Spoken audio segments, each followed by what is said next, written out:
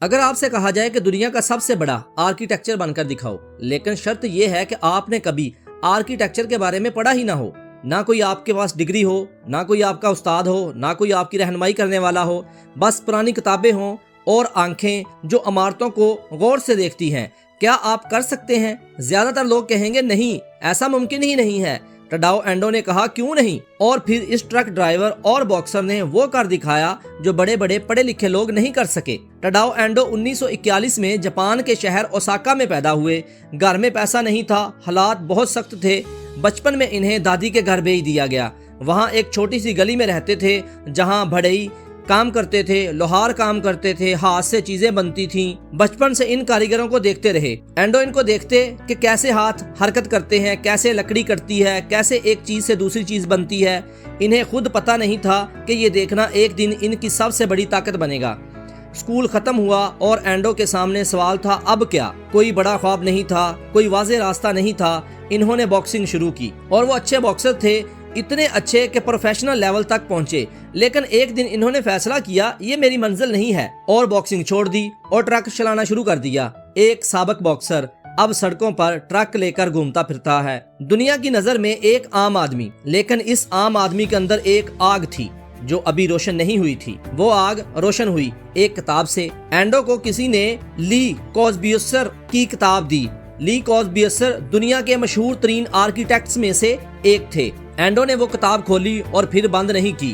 رات کو ٹرک چلانے کے بعد اس کتاب کو پڑھتے، صبح اٹھتے ہی اس کتاب کو پڑھتے، کھانے کے وقت اس کتاب کو پڑھتے، وہ صفحے پڑھتے، ڈرائنگ دیکھتے، سوچتے کہ یہ عمارتیں کیسے بنتی ہیں، کیوں بنتی ہیں، ان میں سے روشنی کیسے آتی ہے، ہوا کیسے چلتی ہے۔ ایک ٹرک ڈرائیور آرکیٹیکچر کے خواب دیکھنے لگا، لیکن صرف کتاب کافی نہیں تھی۔ اینڈو نے فیصلہ کیا عمارتوں کو خود دیکھنا ہوگا۔ انہوں نے پیسے جمع کیے، تھوڑے تھوڑے روز، اور پھر نکل پڑے۔ جاپان کی پرانی عمارتیں دیکھیں، مندر دیکھے، پرانے گھر دیکھے، ہر جگہ رکے، غور کیا، سمجھا، پھر یورپ گئے۔ یہ 1960 کی دہائی تھی۔ جاپان سے یورپ جانا آسان نہیں تھا، نہ پیسے کے اعتبار سے نہ سفر کے اعتبار سے، لیکن اینڈو گئے۔ فرانس میں لی کوربیوسر کی عمارتیں دیکھیں، وہی جن کو انہوں نے صرف کتابوں میں دیکھا تھا۔ اٹلی گئے، یونان گئے، ہر عمارت کے سامنے کھڑے ہوئے اور اسے ایسے دیکھا جیسے کوئی پڑھتا ہے۔ دیواریں پڑھی، چھتیں پڑھی، دروازے پڑھے، روشنی پڑھی۔ یہ ان کی یونیورسٹی تھی۔ بغیر کسی فیس کے، بغیر کسی ڈگری کے جاپان واپس آئے۔ 1969 میں انہوں نے اپنا آرکیٹیکچر آفس کھولا۔ انہوں نے اپنا آرکیٹیکچر آفس اوساکا کے ایک چھوٹے سے کمرے میں کھولا جس کے پاس کوئی ڈگری نہیں تھی، کوئی بڑا نام نہیں تھا، کوئی کنیکشن نہیں تھا۔ لوگوں نے پوچھا آپ نے آرکیٹیکچر کہاں سے پڑھی ہے؟ اینڈو نے کہا کتابوں سے اور عمارتوں سے۔ لوگوں نے مسکرا کر آگے بڑھنا شروع کر دیا اور اس کی بات پر توجہ نہیں دی، لیکن اینڈو نہیں رکے۔ اینڈو کو سب سے پہلا بڑا کام ملا رو ہاؤس ان سمیوشی اوساکا۔ یہ اوساکا کی ایک تنگ گلی میں ایک چھوٹا سا گھر بنانا تھا۔ اینڈو نے اسے بنایا کنکریٹ سے، سادہ، خاموش، مگر ایسا کہ دیکھنے والے رک جائیں۔ اس گھر میں ایک خاص بات تھی، درمیان میں ایک کھلی جگہ تھی جہاں آسمان نظر آتا تھا، بارش ہو تو بارش، دھوپ ہو تو دھوپ۔ لوگوں نے کہا یہ کیسا گھر ہے جس میں بارش گھر کے اندر آتی ہے، لیکن آرکیٹیکچر کی دنیا نے اسے دیکھا اور کہا یہ کچھ نیا ہے۔ اینڈو کا ایک جنون تھا روشنی۔ وہ کہتے تھے عمارت صرف پتھر اور سیمنٹ کی نہیں ہوتی، عمارت وہ ہوتی ہے جو روشنی کو محسوس کراتی ہو۔ انہوں نے ایک چرچ بنایا، church of the light, Osaka کے قریب ایک چھوٹا سا گرجا گھر۔ اس کی سب سے بڑی خاصیت کیا تھی؟ سامنے کی دیوار میں ایک صلیب کی شکل کا سوراخ، بس کوئی رنگین شیشے نہیں، کوئی بڑی سجاوٹ نہیں، صرف وہ صلیب جس سے صبح کی روشنی اندر آتی تھی اور پوری عمارت روشن ہو جاتی تھی۔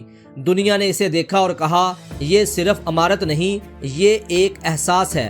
آج یہ چرچ دنیا کی مشہور ترین عمارتوں میں سے ایک ہے۔ پھر کامیابی پر کامیابی آتی رہی۔ ہر عمارت میں اینڈو کا ایک ہی فلسفہ تھا، سادگی میں گہرائی۔ کنکریٹ کی دیواریں جو خاموشی سے بولتی تھیں، روشنی کے راستے جو سوچنے پر مجبور کریں، خالی جگہیں جو بھری ہوئی محسوس ہوں۔ 1995 میں انہیں پرزکر پرائز ملا۔ یہ آرکیٹیکچر کا سب سے بڑا اعزاز ہے، اسے آرکیٹیکچر کا نوبل پرائز کہتے ہیں۔ وہی اینڈو جس کے پاس کوئی ڈگری نہیں تھی، دنیا کا سب سے بڑا آرکیٹیکچرل ایوارڈ لے رہا تھا۔ جب انہوں نے یہ ایوارڈ لیا، حال میں وہ لوگ بھی تھے جنہوں نے سالوں یونیورسٹی میں پڑھا تھا، اور ان سب کے سامنے ایک سابق ٹرک ڈرائیور اور باکسر کھڑا تھا۔ اینڈو سے ایک بار پوچھا گیا، آپ نے بغیر ڈگری کے یہ سب کیسے کیا؟ انہوں نے کہا، میں نے کبھی نہیں سوچا کہ میں نہیں کر سکتا، میں نے بس دیکھا، سیکھا اور بنایا۔ ڈگری علم نہیں دیتی، محنت اور جنون علم دیتے ہیں۔ اب ذرا رکیں اور سوچیں، ہم میں سے کتنے لوگ جو کہتے ہیں میں نے یہ سبجیکٹ نہیں پڑھا، اس لیے نہیں کر سکتا، میرے پاس ڈگری نہیں ہے اس لیے کوشش کرنا بیکار ہے، میں نے صحیح جگہ سے نہیں پڑھا اس لیے مجھے کوئی موقع نہیں ملے گا۔ ٹاڈاؤ اینڈو نے یہ سب نہیں سوچا تھا، اس نے صرف یہ سوچا مجھے سیکھنا ہے، اور سیکھنے کا رشتہ خود بنایا، کتابوں سے، عمارتوں سے، آنکھوں سے اور ہاتھوں سے۔ ٹاڈاؤ اینڈو کی کہانی ہمیں ایک بات بتاتی ہے، نظام آپ کو روک سکتا ہے، لوگ آپ کو روک سکتے ہیں، حالات آپ کو روک سکتے ہیں، لیکن اگر آپ خود نہ رکیں تو کوئی بھی آپ کو نہیں روک سکتا۔ ڈگری علم کی ضمانت نہیں ہوتی، ادارہ کامیابی کی ضمانت نہیں ہوتا، صرف آپ کا جنون آپ کی سب سے بڑی ضمانت ہے۔ اینڈو نے ٹرک چلایا اور عمارتیں سوچیں، اینڈو نے مکے مارے اور دیواریں بنائیں، اینڈو نے پرانی کتابیں پڑھی اور نئی دنیا بنائی۔ آج آپ کے پاس جو بھی کم ہے وہ آپ کی کمزوری نہیں، آپ کا شروعاتی نقطہ ہے۔ ٹاڈاؤ اینڈو کے پاس بھی صرف یہی تھا، ایک جنون، ایک نظر اور ایک فیصلہ، بس اتنا کافی تھا۔ آپ کے لیے بھی اتنا کافی ہے۔